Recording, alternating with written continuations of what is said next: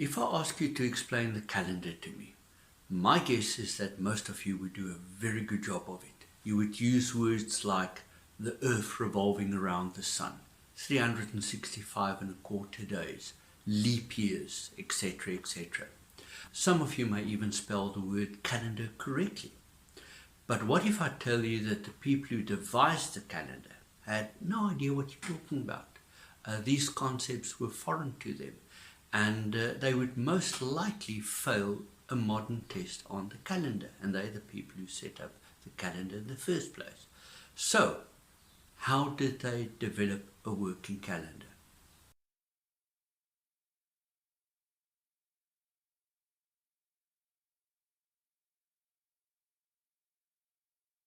Hello, my name is Chris de Koning and I am fascinated by interesting things. This is one of a series of videos on the calendar. In this video we are going to look at what a calendar is and how it developed. For other videos in this series, the links are listed in the description. The question addressed in this video is to look at the calendar, the role that it fulfills. This video is my interpretation of how the calendar came into being. To understand how the calendar came into being, we must understand how our forefathers observed the world. By our forefathers, I refer to a variety of different cultures that developed over many thousands of years. Every modern culture today was influenced by a variety of older cultures. Your forefathers were probably different to mine, so try and imagine your ancestors many thousands of years ago. At that time, life was harsh. Our forefathers had to survive. Even though it was a primitive time, our forefathers were clever. We are not called Homo sapiens or clever man for nothing. Our forefathers were very good at observing nature. By observing nature, they managed to get an edge on nature. They devised a way to predict what the weather would do. Where your ancestors lived on Earth determined how they were influenced by the seasons. This would greatly influence variations in daylight hours, temperature, access to food and water, and many other factors. Wherever your forefathers lived on Earth, they had to come to grips with the weather patterns, in other words, the seasons. My interpretation of why the calendar was created is as follows. Each season brings its own joys and problems. To survive, our ancestors had to know in advance what the weather was going to do. At certain times of the year, there is hardly any food. This is usually during the dry season or when there is snow. As I mentioned before, it depends on where you live on Earth. During other seasons, there is an abundance of food. This is usually during springtime. So our forefathers had to learn to utilize resources that were in abundance in order to survive the lean times. This is why we have foodstuffs such as pickles and piccalilli. If you manage to survive for a few seasons, you would notice that there is a rhythm. And if you can predict it, you can survive. And the result is the calendar. Wherever your forefathers lived on Earth, they would have been greatly influenced by their surroundings and did not have an abundance of technological advances to protect them from nature. This meant that they had to learn quickly or die.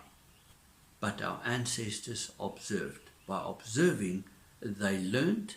As a result of learning, they experienced and survived. And here we are today because our forefathers were very good at observing. The calendar is essential to the survival of mankind. It's something that was created out of necessity in order to predict, survive, and thrive.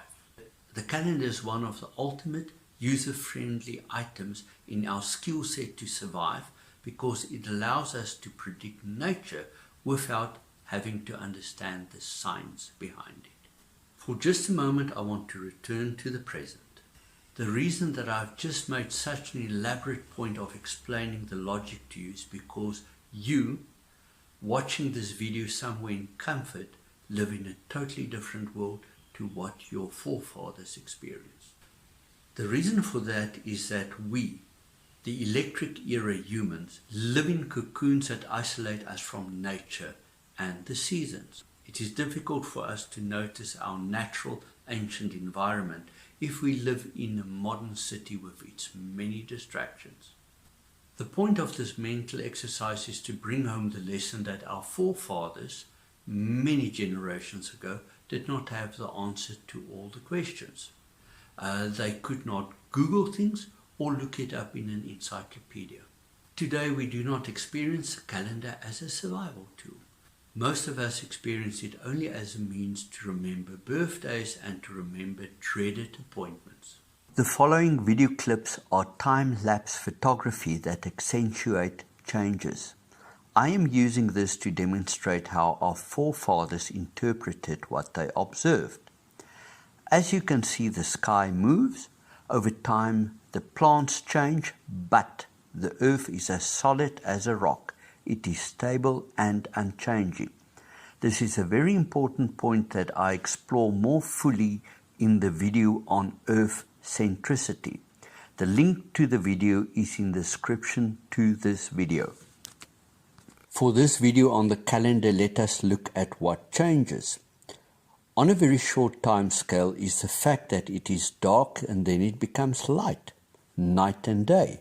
This occurs with precise regularity.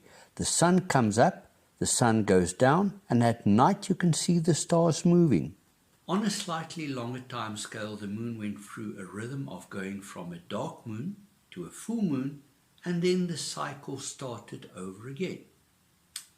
Over longer time scales, differences creep in. This is what we now call seasons.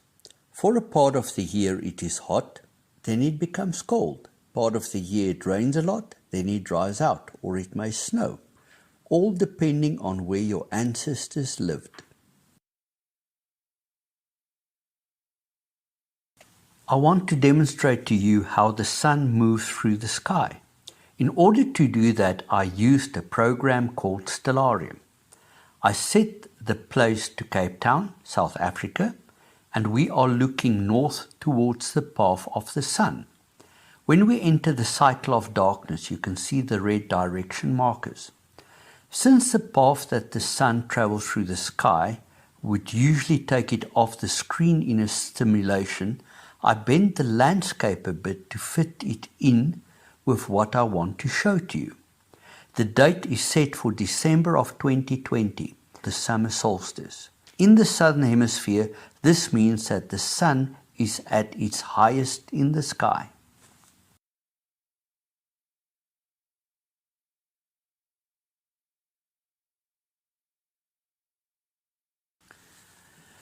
Here we have the same scene, seen from the same place. This time I have set the time to June of 2021, which is the winter solstice. You would notice that the nighttime is substantially longer than daytime and that the sun now travels much lower in the sky.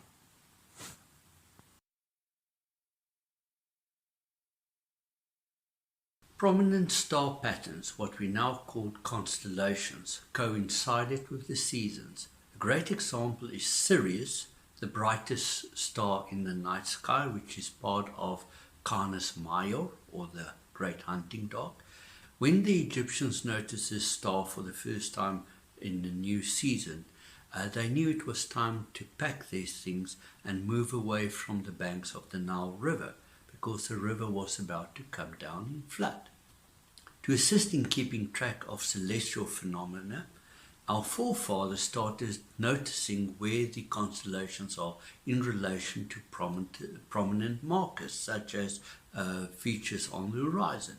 At one stage, they even started building markers to keep track of the constellation, such as Stonehenge and Nata Playa.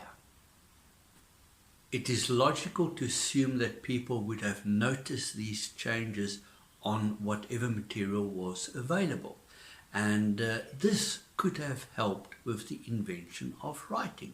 This is my take on it. I do not say that it did stimulate writing, but I got you thinking.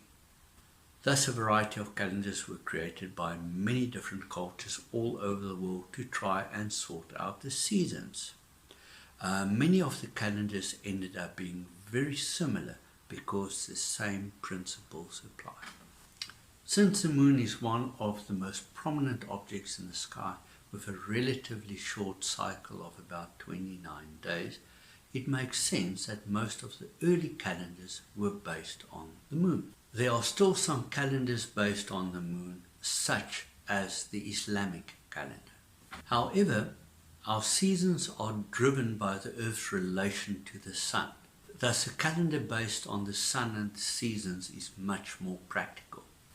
As far as we know, the first calendar to use the sun was the Egyptian calendar, going back approximately 3,000 years. Seasons repeat themselves approximately every 365 days. We refer to this as a tropical year, also known as a solar year, an astronomical year, or an equinoctial year. It is defined as the amount of time it takes to complete a full seasonal cycle. We now know that the Earth revolves around the Sun every 365 solar days, 5 hours, 49 minutes and 16 seconds, also expressed as 365.24255 days. Actually, forget the exact minutes and seconds because there can be a difference up to 30 minutes from one year to the next. This is because the solar system is not a clockwork mechanism as perceived by philosophers in the Renaissance era. The tugs and pull of other planets on our solar system, as well as the tidal effect on our oceans, cause this system to be inaccurate. This, ladies and gentlemen, is my take on the calendar, an immensely important survival tool in pre-electric times, and today it is both a blessing and the banes of our lives.